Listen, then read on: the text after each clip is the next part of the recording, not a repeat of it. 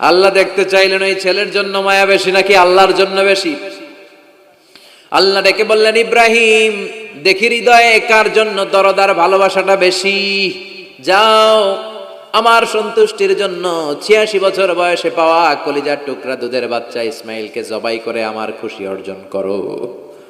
জবাই করো, স্যাক্রিফাইস করো, আমার জন্য উৎসর্গ করো। এবার আল্লাহ দেখলেন সাইয়েদনা ইব্রাহিমের হৃদয়ের মধ্যে ইসমাইলের জন্য ভালোবাসা বেশি না কম? কত বেশি জানেন? সাইয়েদনা ইসমাইল যখন দুনিয়াতে এসেছে তখন সাইয়েদনা ইব্রাহিম আলাইহিস সালামের বয়স ছিল ৮৬। কত? আপনাকে বাগেরহাটে ৮৬ বছর বয়সে কারো বাচ্চা কাচ্চা হয়? হ্যাঁ, আছে এরকম পালোয়ান? আছে কেউ? নাই। সাইয়েদনা ইসমাইল যখন এসেছে দুনিয়ায় তখন সাইয়েদনা ইব্রাহিমের বয়স কত ছিল? ৮৬। তার মানে ৮৬টা বছর আল্লাহর কাছে কাঁদছে আর দোয়া করছে, আল্লাহ একটা সন্তান দাও দাও দাও, দেয় নাই। ৮৬ বছর বয়সে যে যেই সন্তানটা দিল ওই সন্তানের প্রতি মায়া, দরদ, মোহব্বত, ভালোবাসা বেশি না কম? আল্লাহ দেখতে চাইলেন ওই ছেলের জন্য মায়া বেশি নাকি আল্লাহর জন্য বেশি। আল্লাহ ডেকে বললেন, ইব্রাহিম দেখি হৃদয়ে কার জন্য দরদার ভালোবাসাটা বেশি। যাও আমার সন্তুষ্টির জন্য ৮৬ বছর বয়সে পাওয়া কলিজার টুকরা দুধের বাচ্চা ইসমাইলকে জবাই করে আমার খুশি অর্জন করো। জবাই করো, স্যাক্রিফাইস করো, আমার জন্য উৎসর্গ করো। এরপর ওনার ছেলের সাথে কি বললেন আছে না নাই? ফালাম্মা বালাগা মাআহু সা'য়া ক্বালা ইয়া বুনাইয়া ইন্নী আরা ফিল মানামি আন্নী আযবাহুক ফানজুর মাযা তারা। দুধের বাচ্চা ছোট্ট ইসমাইল ডেকে বলে, ও ইসমাইল আমি স্বপ্নে দেখেছি আমি তোমারে জবাই করছি, এখন কি করব? সুবহানাল্লাহ। আমার আব্বা যদি আমার কইতো, আপনার বাবা যদি বলতো, আব্বা তোরে তো দেখছি স্বপ্নে জবাই করি, আমরা কইতাম আব্বা আমার দেখেন না, আমার বড়টারে দেখছেন। কথা কন। আমরা বলতাম ছোটটারে দেখছেন, ওইটারে জবাই করেন, মাইজ্জাডারে করেন, বড়ডারে করেন, আইন আই হাইতান্ন। সুবহানাল্লাহ কইবেন না? কি বাবা, কি ছেলে! ইন্নী আরা ফিল মানামি আন্নী আযবাহুক ফানজুর মাযা তারা। ইসমাইল স্বপ্নে দেখেছি তোমারে জবাই করতেছি, কি করব কও? সাইয়েদনা ইব্রাহিম এই প্রশ্ন করার পরে সাইয়েদনা ইসমাইল বললেন, ক্বালা ইয়া আবাতি ফাআল মা তুমার। বাবা আপনি স্বপ্নে যা দেখেছেন ঠিক তাই করেন, যা দেখেছেন তাই করেন। আমগো পোলা গুলাও পোলা, ওনার পোলাও পোলা। সাতাজিদুনি ইনশাআল্লাহু মিনাস সাবিরিন। আব্বা আমি তো ডরাই না, আপনি ডরায়েন না। আমি ভয় পাই নাই, আমি ভয় আছে, আপনি ভয় পান কিনা? আল্লাহু আকবার। কি ছেলে দিয়েছিল আল্লাহ তারে! ইফআল মা তুমার সাতাজিদুনি ইনশাআল্লাহু মিনাস সাবিরিন। ও বাবা আপনি ভয় পায়েন না, ইনশাআল্লাহ আপনি আমারে ধৈর্যশীল দেখতে পাবেন, আপনি আমারে ধৈর্যশীল দেখতে পাবেন। তাহলে ছেলের সাথে কি কথা হয়েছে কোরআনে আছে না নাই? বলতে দেরি, ছুরি নিয়ে গলার মধ্যে ছুরি চালাতে 1 সেকেন্ডও দেরি করে নাই। সুবহানাল্লাহ পড়েন। তার মানে এই পরীক্ষায়ও আল্লাহ বললেন, ক্বাদ সাদ্দাকতার রুইয়া ইন্না কাযালিকা নাজজিল মুহসিনিন। ইব্রাহিম ছুরি আর চালায়ও না, ইসমাইলকে মারা আমার উদ্দেশ্য না, তোমার হৃদয়টা দেখা উদ্দেশ্য।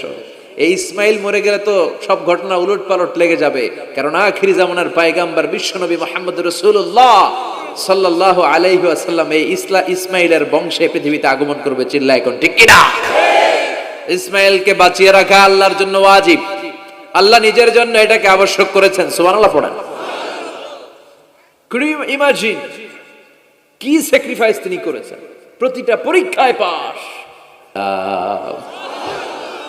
পরীক্ষার ফলাফলে আল্লাহ কি বললেন, তোমার আমি কি বানাইলাম? নেতা। নেতা হওয়া এত সোজা না। লিডারশিপ কোয়ালিটিটা অনেক গুরুত্বপূর্ণ কোয়ালিটি, এটা চাইলেই পাওয়া যায় না।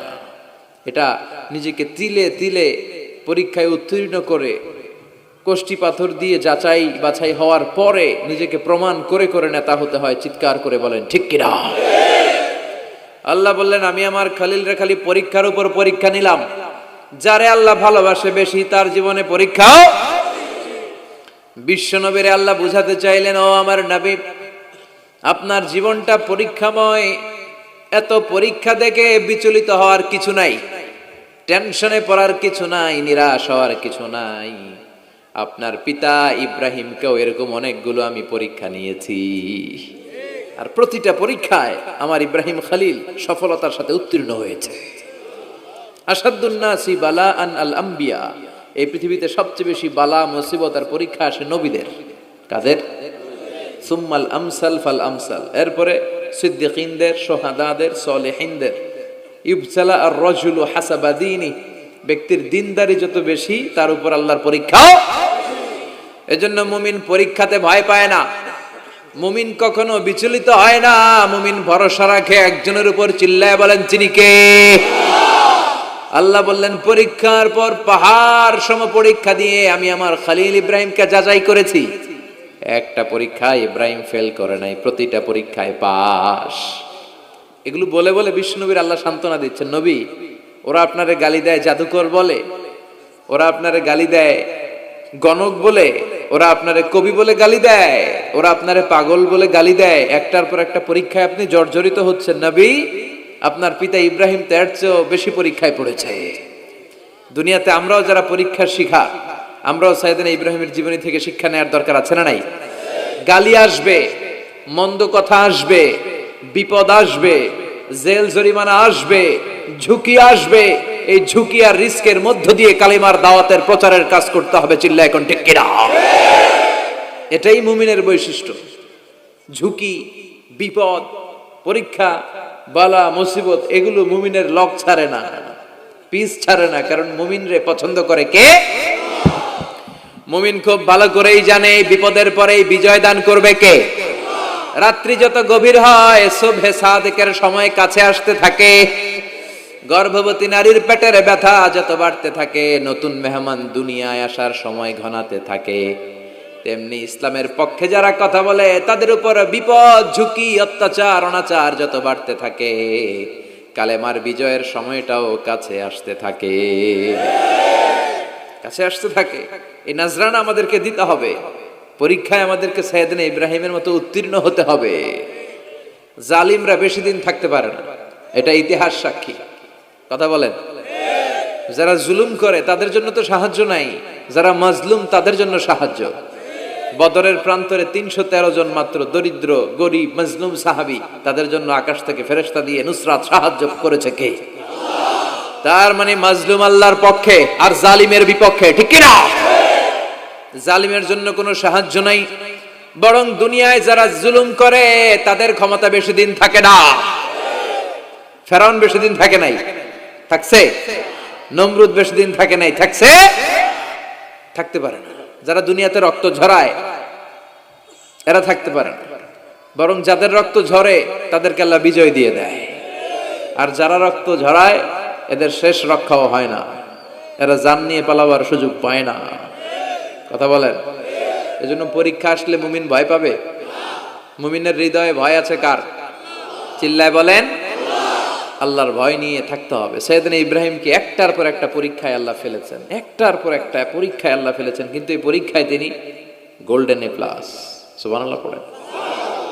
রব্বুল আলামিন বলেন, ওয়া ইয বিতালা ইব্রাহিম রাব্বুহু বিকালিমাতিন ফাতাম্মাহুন্না ক্বালা ইন্নী জাইলুকা লিন-নাসি ইমামা।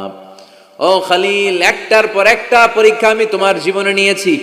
বিশ্বনবীরে বললেন আমার ইব্রাহিমের উপর একটার পর একটা পরীক্ষা আমি নিয়েছি, ইব্রাহিম প্রতিটা পরীক্ষায় পাস। আর খুশি হয়ে আমি বললাম, ইব্রাহিম আমি তোমার নেতা বানায় দিলাম। আল্লাহ put Sayyidina Ibrahim in some tests and trials, and Sayyidina Ibrahim successfully overcome all the tests. Allah said, Ibrahim, I'm gonna make you the leader. Ibrahim আমি তোর লিডার বানায় দেব, এই ফলাফল স্বরূপ তোমার আমি গোটা বিশ্বের নেতা বানায় দিব। I'm gonna make you the leader. এজন্য সাইয়েদনা ইব্রাহিমকে নেতা বানায় দিলেন কে? একটার পর একটা পরীক্ষা তিনি দিয়েছেন। একটাও সাধারণ পরীক্ষা ছিল না, সব ভয়ঙ্কর পরীক্ষা। পরীক্ষাগুলো ছিল অগ্নি পরীক্ষা। পরীক্ষা নাম্বার 1 ইলকাউহু ফিন্নার, আগুনের পরীক্ষা। নমরুদ বলে, ইব্রাহিম ঈমান ত্যাগ করো, না হলে আগুনে ফেলবো। কোথায় ফেলবো? সাইয়েদনা ইব্রাহিম বলে, আমার জীবন যাবে কিন্তু ঈমান যাবে। ঈমানের পথে অবিচল থেকে আমার মরণ যেন হয়। তোমারই কাছে মিনতি আমার, তোমারই কাছে মিনতি আমার, মহামহিম দয়াময়, ইমানের পথে অবিচল থেকে